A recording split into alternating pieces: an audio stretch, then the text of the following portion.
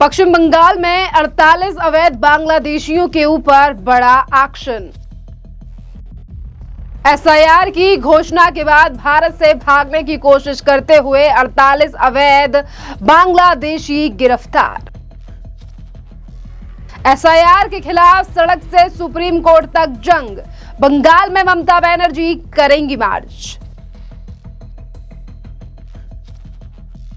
12 राज्यों में आज घर घर जाएंगे बीएलओ, जानकारी जुटाएंगे एसआईआर पर। एसआईआर की घोषणा के बाद एक तरफ जो अवैध बांग्लादेशी हैं उनमें मची हुई है अफरा तफरी, तो वहीं दूसरी तरफ पश्चिम बंगाल की मुख्यमंत्री ममता बनर्जी की भी लगातार एसआईआर को लेकर आ रही है बौखलाहट सामने। पहले शुरुआत करते हैं हम अवैध बांग्लादेशियों को लेकर। आपके लिए बता दें कि अवैध बांग्लादेशियों के ऊपर पश्चिम बंगाल में बड़ा एक्शन हुआ है और आपके लिए बता दें कि एसआईआर की घोषणा के बाद पश्चिम बंगाल को छोड़कर भागने की कोशिश करने वाले 48 अवैध बांग्लादेशियों को गिरफ्तार किया गया है और अब इनसे आगे की पूछताछ की जा रही है कि ये लोग आखिरकार क्यों भागने की कोशिश कर रहे थे और बांग्लादेश में कहां के रहने वाले थे।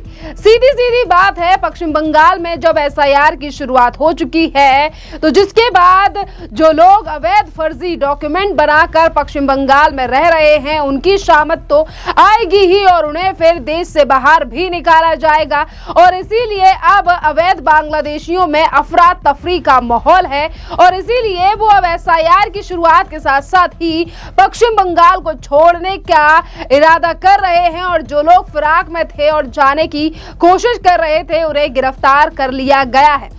इसी के साथ साथ राज्य की मुख्यमंत्री ममता बनर्जी की बात करें तो ममता बनर्जी और उनके भतीजे अभिषेक बनर्जी आज पश्चिम बंगाल में एसआईआर के खिलाफ सड़कों पर निकलकर मार्च करने वाले हैं क्योंकि ममता बनर्जी शुरुआत से ही एसआईआर का विरोध कर रही हैं और इसी के साथ साथ आपके लिए बता दें कि बीएलओ भी करेंगे आज अपना विरोध प्रदर्शन क्योंकि उन्हें चाहिए सुरक्षा। चुनाव आयोग के द्वारा बीएलओ को ये ऑर्डर्स दिए गए हैं कि 4 नवंबर यानी कि आज से 4 दिसंबर तक घर घर जाएं और एसआईआर पर जानकारी जुटाएं, जिसकी शुरुआत आज से ही बीएलओ के द्वारा शुरू कर दी गई है।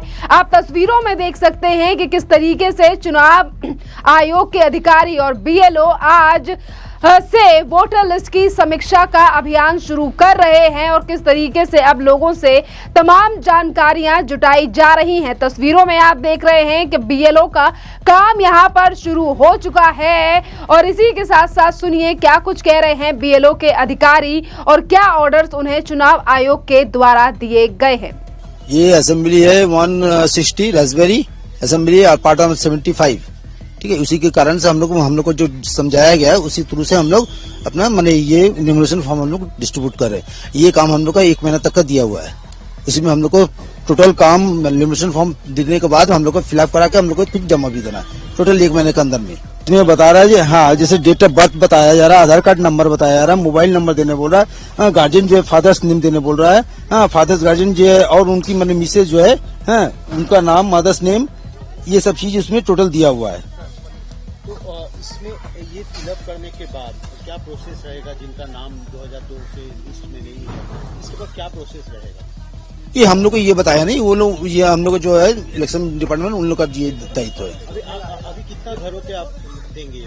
ये हम लोग को आज बोला गया है, हम लोग को ऑर्डर दिया गया है कि 100 घर में देने के लिए बताया। आपका नाम? हमारा नाम शुभ राजेश सिंह। आपने बीएलओ का बयान सुना, उन्होंने सीधे तौर पर कहा है इन्हें का समय दिया गया है और इस 1 महीने में हमें तमाम जानकारी इकट्ठा कर देनी है और इसी के साथ साथ बीएलओ का जो आज शाम को प्रदर्शन होने वाला है, यहाँ पर बीएलओ की तरफ से भी अब प्रोटेस्ट किया जा रहा है और ये मांग की जा रही है कि जब ये लोग जाएं लोगों के पास समीक्षा करने के लिए और जानकारी जुटाने के लिए, इनके पास भी सुरक्षा होनी चाहिए क्योंकि टीएमसी के कई नेताओं की बयानबाजी सामने आई। वीडियो सोशल मीडिया पर पोस्ट किए कि चुनाव आयोग के जो अधिकारी आएंगे उनके ऊपर हमला हो सकता है या फिर किस तरीके से बातें यहां पर की गई। वहीं अगर हम बात करें राज्य की मुख्यमंत्री ममता बनर्जी और उनकी पार्टी की, जिन्हें बीएलओ या चुनाव आयोग के जो अधिकारी हैं उनकी सुरक्षा से कोई मतलब नहीं है, पर ये राज्य सरकार लगातार अब सवाल उठा रही है इस एसआईआर को लेकर। और आज ममता बनर्जी एसआईआर के विरोध में मार्च निकालने वाली है। और इसी के साथ साथ आपके लिए बता दें कि इस तरीके का विरोध सिर्फ पश्चिम बंगाल ही नहीं बल्कि तमिलनाडु में भी हो रहा है। और इसी पर आपके लिए बता दें कि तमिलनाडु की डीएमके सरकार ने एसआईआर के खिलाफ अब सुप्रीम कोर्ट में याचिका दाखिल कर दी है। और किस तरीके से आप देख रहे हैं कि जो एसआईआर देश से अवैध घुसपैठियों को निकालने के लिए किया जा रहा है, उसी एसआईआर पर कुछ राज्यों के मुख्यमंत्री, कुछ राज्यों की जो राज्य सरकार है वो लगातार सवाल उठा रही है। और ज्यादातर सवाल उठाने वाली कोई और पार्टी नहीं बल्कि ममता बनर्जी की टीएमसी पार्टी है। और इसी के साथ साथ कुछ और राजनीतिक पार्टियां भी इसी तरीके के सवाल उठा रही हैं। और इसी के साथ साथ आपके लिए बता दें कि एक तरफ ममता बनर्जी सड़कों पर उतरकर धरना प्रदर्शन कर रही हैं, मार्च निकाल रही हैं, वहीं दूसरी तरफ अगर हम बात करें यहाँ पर डीएमके की, तमिलनाडु की सरकार की, तो वो भी यहाँ पर इसी तरीके से विरोध कर रहे हैं और सुप्रीम कोर्ट का दरवाजा खटखटाया गया है। इसी के साथ साथ आपके लिए बता दें कि एसआईआर की समीक्षा के लिए चुनाव आयोग की एक टीम 5 से 8 नवंबर तक पश्चिम बंगाल का दौरा कर सकती है। हालांकि इस पर अभी तक पुष्टि नहीं की गई है चुनाव आयोग के द्वारा, पर यह दौरा हो सकता है जिस तरीके से बीएलओ लगातार अपनी सुरक्षा की मांग उठा रहे हैं। इस बीच आपके लिए बता दें कि समीक भट्टाचार्य जो बीजेपी के नेता हैं, समीक भट्टाचार्य ने भी ममता बनर्जी और एसआईआर पर विरोध कर रही पार्टी पर सवाल उठाया है। सुनिए क्या कुछ कह रहे हैं समीक भट्टाचार्य। देखिए 12 राज्य में एसआईआर हो रहा है। पश्चिम बंगाल छोड़कर किसी भी राज्य में इतना हल्ला मचाने किसी को देखा? चुनाव आयोग एक संवैधानिक संस्था है, वो भारतीय जनता पार्टी का कोई विंग नहीं है। अगर ममता जी को कुछ कहना है तो उसके लिए सुप्रीम कोर्ट के दरवाजा खुला हुआ है, सुप्रीम कोर्ट जाए। ममता बनर्जी एसआईआर लेकर इतना हल्ला इसीलिए मचा रहे हैं, ये पिछले 14 साल में उनकी जो काली करतूतें हैं, जैसे उन्होंने लूटा है उसका पूरा पार्टी इस लूट में शामिल हो गया।